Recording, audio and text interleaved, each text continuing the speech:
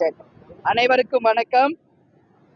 இன்னைக்கு கேப்டன் நின்று வென்ற எதிர்கட்சி தலைவராக ஆன ரிஷிவந்தியம் தொகுதியில இன்னைக்கு மக்களை சந்திக்க மக்கள் தலைவரே வந்திருக்காரு.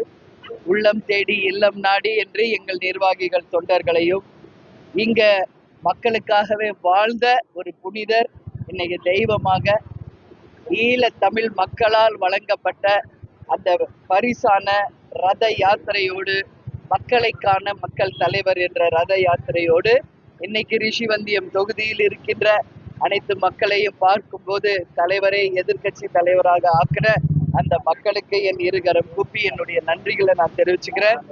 ஏன் இந்த பாலத்துல நான் விழுந்து கும்பிட்டேன்னா, சுதந்திரம் வாங்கின காலத்துல இருந்து எத்தனையோ எம்எல்ஏக்கள், எத்தனையோ ஆட்சி, எத்தனையோ அமைச்சர்கள் இருந்திருக்காங்க. ஆனா மக்களுடைய நீண்ட நாள் கோரிக்கையான இந்த மணலூர்பேட்டை மேம்பாலத்தை யாருமே கட்டி கொடுக்கல. கேப்டன் முதல் முறையாக 2011 இந்த தொகுதியிலே போட்டியிடும் போது மக்களுடைய முதல் கோரிக்கை மணலூர்பேட்டை மேம்பாலம் அமைத்து தர வேண்டும் என்று. கேப்டன் எப்போதுமே என்ன சொல்றாரோ அதை செய்வார், என்ன செய்ய முடியுமோ அதை மட்டுமே சொல்லக்கூடியவர்.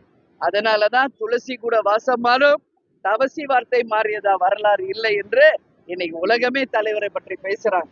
இந்த மணலூர்பேட்டை பிரிட்ஜு கேப்டன் அவர்கள் வெற்றி பெற்று எதிர்கட்சி தலைவராக ஆனவுடனே மக்கள் கோரிக்கையை முதலில் நிறைவேற்றி இன்றைக்கு கடின உழைப்போடு ₹1 கூட லஞ்சம் ஊழல் எடுக்காம நல்ல மனசோட மக்களுக்காக வாழ்ந்த தலைவர் மக்களுக்காக இதை நினைவு சின்னமாக இந்த பூமி இந்த உலகம் இருக்கும் வரை இந்த பிரிட்ஜும் கம்பீரமாக கேப்டன் மாதிரியே நிற்கும்.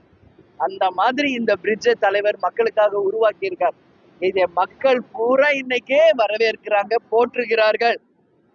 கேப்டன் இந்த தொகுதிக்கு வருவதற்கு முன் 60 வருஷம் இந்த தொகுதி பின்னாடி நோக்கி இருந்துச்சு.